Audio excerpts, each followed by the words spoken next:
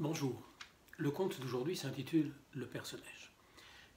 Avant d'en commencer la lecture, je voudrais juste vous donner un petit éclairage sur un des personnages qui va entrer en scène dans ce conte et qui est le poète danois Ambrosius Stubb.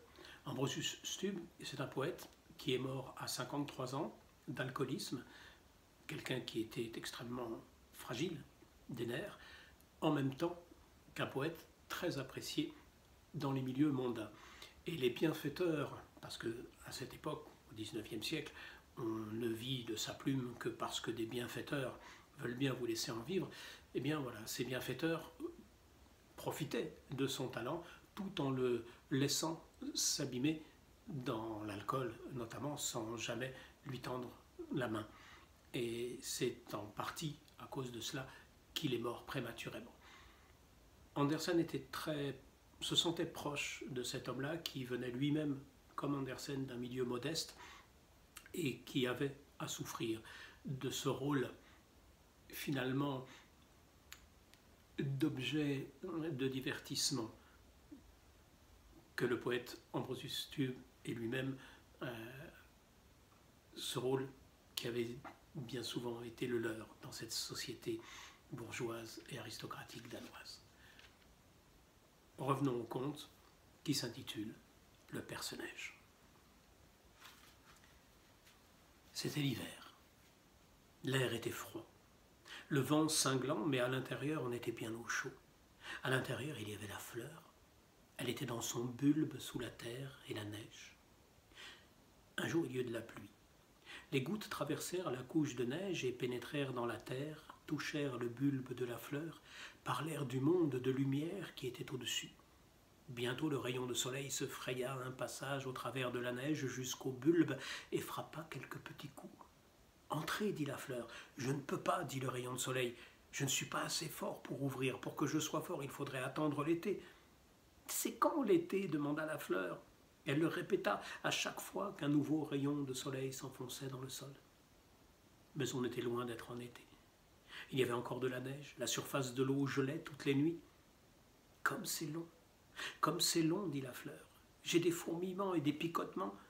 Il faut que je m'étire, il faut que je prenne mes aises, il faut que j'ouvre, il faut que je sorte, que je salue l'été d'un signe de tête. Ce sera un temps de grand bonheur. » Et la fleur s'étira et prit ses aises à l'intérieur de la fine enveloppe que l'eau avait ramollie, que la neige et la terre avaient réchauffée et sur laquelle le rayon du soleil avait frappé quelques petits coups. Elle perça la neige. Un bouton vert clair avait poussé sur sa tige verte, ainsi que des feuilles étroites mais épaisses qui semblaient vouloir la protéger. La neige était froide mais inondée de lumière et de plus facile à percer, et le rayon de soleil pénétra avec une force plus grande qu'auparavant. « Soyez la bienvenue » chantait chaque rayon d'une voix forte, et la fleur s'éleva au-dessus de la neige et sortit dans le monde de la lumière. Les rayons de soleil la caressèrent et l'embrassèrent, si bien qu'elle s'ouvrit entièrement, blanche comme la neige et ornée de bandes vertes. Elle inclina la tête de joie et d'humilité. « Jolie fleur !» chantaient les rayons de soleil. « Comme tu es fraîche et pure, tu es la première, tu es la seule, tu es notre amour, tu sonnes l'été, l'été délicieux à la campagne et à la ville. Toute la neige va fondre, les froids vont être chassés, c'est nous qui allons régner. Tout va verdir et tu auras de la compagnie, le lilas et le cytis et pour finir les roses. Mais tu es la première, si délicate, si fragile. » C'était un grand plaisir. On aurait dit que l'air était rempli de chants et de musique, comme si les rayons de lumière avaient pénétré dans ses feuilles et sa tige.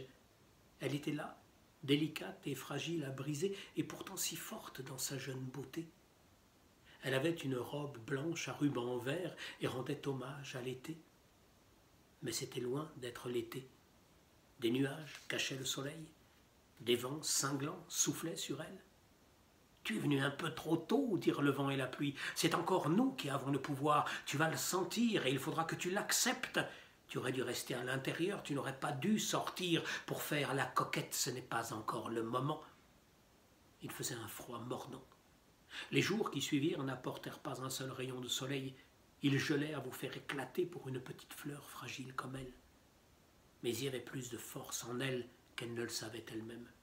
Ce qui faisait sa force, C'était sa joie et sa foi en l'été qui devait venir, cet été qui lui avait été annoncé alors qu'elle brûlait d'impatience et confirmé par la chaude lumière du soleil. Et c'est ainsi qu'elle attendait avec confiance dans son vêtement blanc, dans la neige blanche, en inclinant la tête lorsque les flocons de neige tombaient denses et lourds, tandis que les vents glaciaux passaient sur elle. « Tu vas te casser, disait-il, te faner, geler. Qu'as-tu voulu faire à l'extérieur? Pourquoi t'es-tu laissé attirer? Pourquoi as-tu percé la neige? Le rayon de soleil t'a trompé. C'est bien fait pour toi, perce-neige. » Perce-neige, répéta-t-elle dans la froideur du matin. Perce-neige, crièrent joyeusement quelques enfants qui descendaient dans le jardin. Il y en a un ravissant, charmant, le premier, le seul. Et ces paroles firent beaucoup de bien à la fleur. C'étaient des paroles qui la réchauffaient comme des rayons de soleil. Tout à sa joie, la fleur ne sentit même pas qu'on l'accueillait. Elle était dans une main d'enfant, fut embrassée par une bouche d'enfant, transportée dans la chaleur du salon, agrémentée par des yeux doux, placés dans de l'eau. Et ce fut tellement fortifiant, tellement revigorant.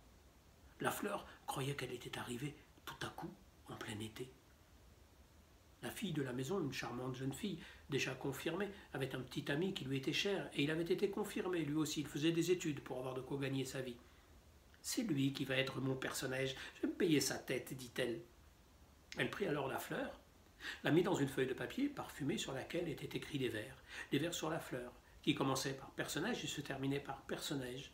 Mon petit ami, sois ma dupe de l'hiver. Elle lui avait fait croire que c'était l'été. Mais oui, tout cela était en verre, et se fut mis sous enveloppe, comme une lettre. La fleur était dedans, et il faisait sombre autour d'elle, sombre comme lorsqu'elle était dans son bulbe. La fleur partit en voyage, resta dans un sac postal, fut pressée et écrasée. C'était pas du tout agréable, mais ça prit tout de même fin. Le voyage était terminé. La lettre fut ouverte et lue par le cher ami. Cela lui fit très plaisir, il embrassa la fleur, et avec les vers qui l'entouraient, elle fut mise dans un tiroir dans lequel il y avait plusieurs autres lettres charmantes, mais toutes sans fleurs. C'était la première, la seule, comme les rayons de soleil l'avaient appelée. Et c'était un plaisir de penser à ça. Elle eut d'ailleurs tout le loisir d'y penser. Elle pensa, tandis que l'été passait, et que le long hiver passait. Et c'était à nouveau l'été, lorsqu'on la sortit une nouvelle fois. Mais là, le jeune homme n'était pas content du tout. Il prit les papiers brutalement, jeta le poème, si bien que la fleur tomba sur le plancher. Elle était plate et sèche. Maintenant, ce n'était plus... Maintenant, mais ce n'était pas une raison pour l'acheter sur le plancher. Et pourtant, elle était tout de même mieux là que dans le feu où les vers et la lettre se seraient consumés. Qu'était-il arrivé? Ce qui arrive si souvent. La fleur l'avait trompé. C'était une plaisanterie.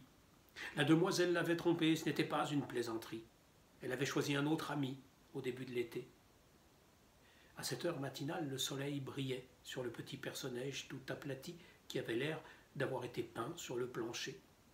La bonne qui balayait le ramassa, le plaça dans un des livres qui était sur la table, croyant qu'il était tombé lorsqu'elle avait rangé la pièce et mis les choses à leur place. Et la fleur était à nouveau entre des vers imprimés, qui sont plus distingués que ceux qu'on a écrits à la main. En tout cas, on dépense plus d'argent pour eux. Des années passèrent. Le livre était sur l'étagère. Voilà qu'on le sortit. On l'ouvrit et on lut dedans. C'était un bon livre. Des vers et des chansons du poète danois Ambrosius Stubb, qui vaut certainement la peine d'être connu. Et l'homme qui lut dans le livre tourna la page. « Tiens, il y a une fleur, dit-il, un personnage. C'est certainement avec une intention qu'on l'a mise là. Pauvre Ambrosius Stubb.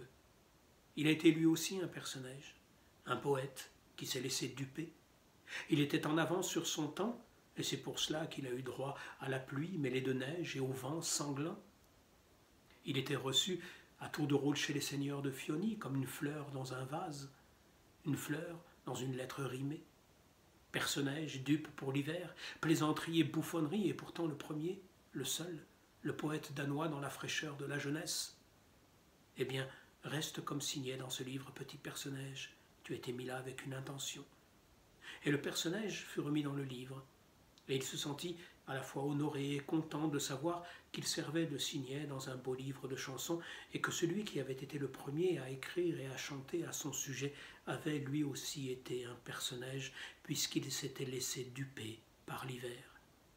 La fleur comprit cela à sa façon, comme nous aussi nous comprenons, tous chacun à notre façon, ce conte du personnage. À demain pour le dernier conte de notre calendrier de l'Avent 2020.